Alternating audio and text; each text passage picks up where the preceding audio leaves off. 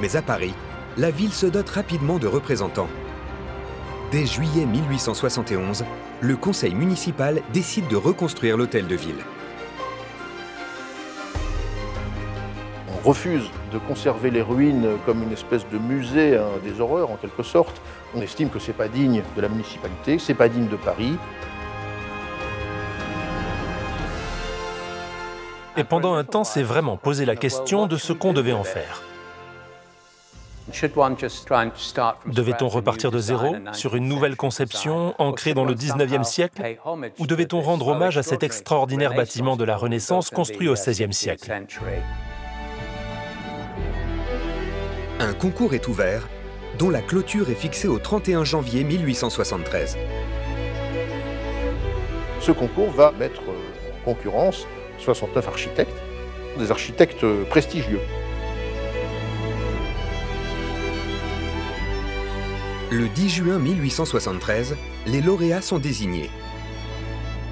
Il s'agit des architectes Théodore Balue et Édouard de Perthes. Le premier a déjà beaucoup travaillé pour la ville de Paris. Il a restauré la tour Saint-Jacques et construit de nombreuses églises.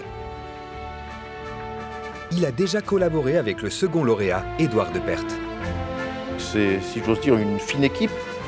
Et surtout, ils ont probablement gagné parce qu'ils étaient complètement dans la logique du concours. Le concours était quand même assez contraignant.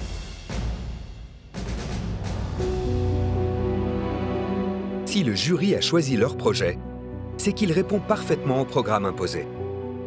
Tout en conservant l'allure extérieure de celui qui a brûlé, le nouvel hôtel de ville doit aussi être plus vaste et plus fonctionnel. On demandait que soit ajouté à peu près 1830 mètres carrés. Donc c'était toute l'ambiguïté du concours. Reproduire très exactement la façade, mais aussi agrandir les espaces. Donc ça a été très ambigu.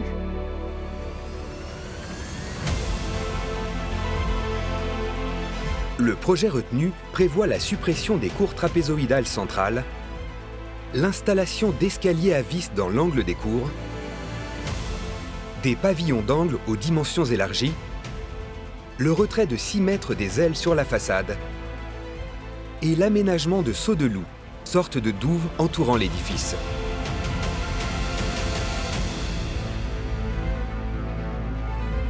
Les travaux débutent en 1873.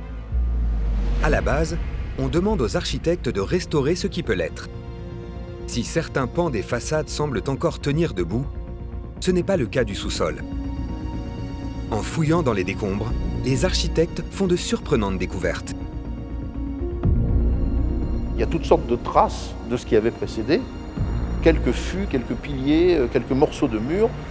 Donc on est finalement sur une espèce de champ de ruines et qui fragilise ces anciennes bases de l'hôtel de ville. Les architectes ont tout simplement mis au jour les fondations du premier hôtel de ville de Paris.